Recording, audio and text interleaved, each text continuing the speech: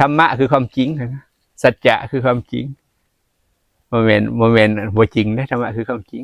ใครจะรู้ไม่รู้ก็เป็นความจริงแค่นั้นแหละใครรู้ก็เป็นความจริงไม่รู้ก็เป็นความจริงของมันแค่นั้นแหละเพราะว่าอาจารย์บอกว่าง่ายมันสิยากยั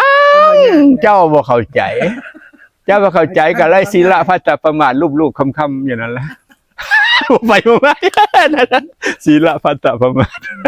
รูปคำข้อวัดในปฏิบัติบรรลุแล้วต่อก็เฮ็ดได้ถึงแหละขันศีลบ่มีก็เฮ็ดให้มีระเบียบวินัยขึ้นแหละทางกายวาจามันก็จบแหละบัดนี้สมาธิยังบ่มียังฟุ้งซ่านอยู่ก็สมาธิก็เพ่งเข่าคมเข่ามันก็งีบไปมันก็สงบไปแล้วนั่นบัดนี้สมาธิพอแล้วมันบ่ฟุ้งซ่านมันนิ่งมันเฉยได้แต่มันก็มาฝึกสติให้รู้ตัวทั่วพร้อมแหละพอสติท่านแล้วก็ปล่อยว่างไปเองหลุดไปเองพ้นไปเองก็จบแหละภาษียากยังแล้วขั้นหูแล้วขั้นบ่รู้เลยเป็นยากแล้ววันนี้เจ้าบ่จักเนาะเขาเรียกว่าตาบาดความช้างค่ำถึงหางพันโอ้คือไม่ก่อนเนาะถ้าค่ำถึงค่อยมันโอ้อย่าเคลื่อนหัวมันไป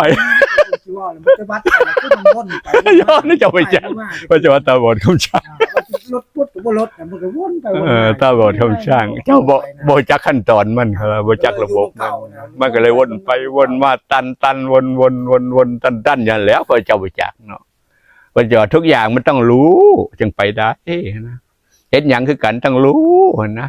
เนี่ยเจ้าเป็นหนี้ก็ต้องรู้ว่าเฮ็ดอันใดสิได้เงินได้ทอง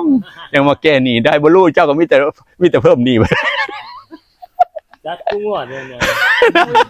โยเจ้าบ่มีสติสตังค์มันก็บ่เกิดจังนั่นเฮาจังว่าสติเกิดสตังค์ก็เกิด